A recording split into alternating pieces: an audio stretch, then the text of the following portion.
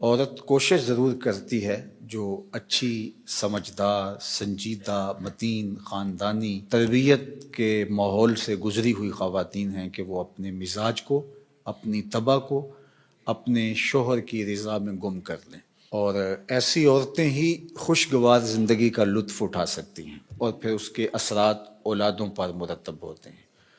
اور مرد کے حقوق کو بیان کرنے کے لیے اللہ کے محبوب علیہ السلام نے جو تمثیل بیان فرمائی ہے اور جو پیرایہ گفتگو حضور نے اختیار فرمایا ہے، اس سے بہتر ہو ہی نہیں سکتا۔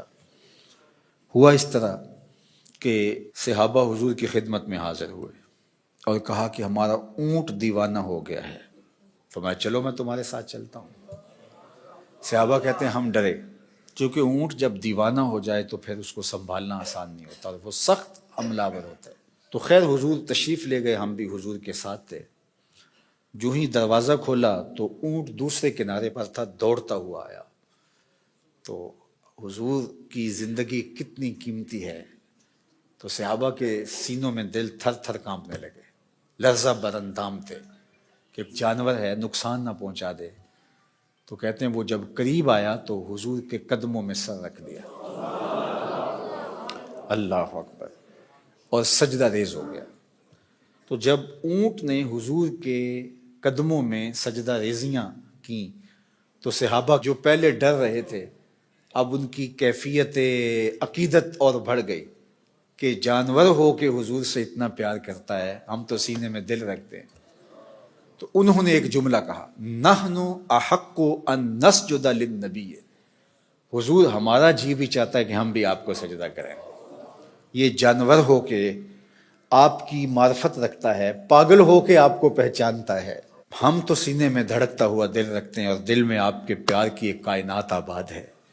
تو پھر ہماری پیشانیوں کے اندر بھی سجدے ٹپک رہے ہیں، ہم بھی آپ کو سجدہ کرنا چاہتے ہیں۔ تو آقا کریم نے فرمایا اگر میری شریعت میں سجدہ جائز ہوتا تو میں بیوی کو حکم دیتا کہ شوہر کو سجدہ کرے، لیکن کسی کے لیے سجدہ روا نہیں رکھا گیا۔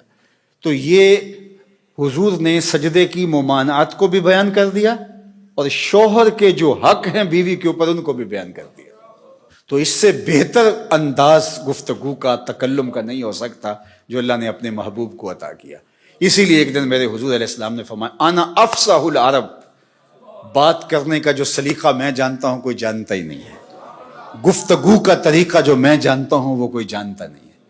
یعنی ایک جملے سے ان کی نفی بھی کی اور یہ بھی بتایا اگر جائز ہوتا تو شوہر کے لیے بیوی کو سجدے کا حکم دیتا۔ خاتون ہو جو اپنے شوہر کے حقوق کو پہچانے اور حضور کے اس فرمان کو سامنے رکھے تو گھر جنت کا ٹکڑا بن جائے گا۔ اور مرد کو حضور نے کیا نصیحت فرمائی؟ مرد کو کہا کہ عورت کی اگر کچھ باتیں تجھے ناپسند ہوں تو اس بات کو دیکھو جو تمہیں پسند ہو، اللہ اکبر۔ اور میں کہا کرتا ہوں نکاح کے بعد یا تو شوہر اپنا گھر چھوڑ کے خاتون کے ساتھ چلا جائے یا خاتون گھر چھوڑ کے شوہر کے ساتھ آئے، دونوں میں سے ایک تو ہوگا، لیکن یہ قربانی مرد نہیں دیتا، یہ عورت دیتی ہے۔ اور گھر سے جو تعلق خاطر ہوتا ہے، قلبی لگاؤ ہوتا ہے، گھر کی چیزوں سے جو موانست ہوتی ہے، جو انسیت ہوتی ہے، جو لگاؤ ہوتا ہے، وہ مرد کی نسبت عورت کو کہیں زیادہ ہوتا ہے۔ گھر اس کے لیے ایک عقیدت گاہ ہوتا ہے، لیکن اس بسے ہوئے گھر کو، آسودہ گھر کو کون چھوڑتی ہے؟ خاتون۔ کس کے لیے چھوڑتی ہے؟ شوہر کے لیے۔ مرد صرف یہ ذہن میں بٹھا لے کہ میرے لیے اس نے جہان چھوڑ دیا تو اس کی بہت ساری غلطیوں سے وہ درگزر کرے گا۔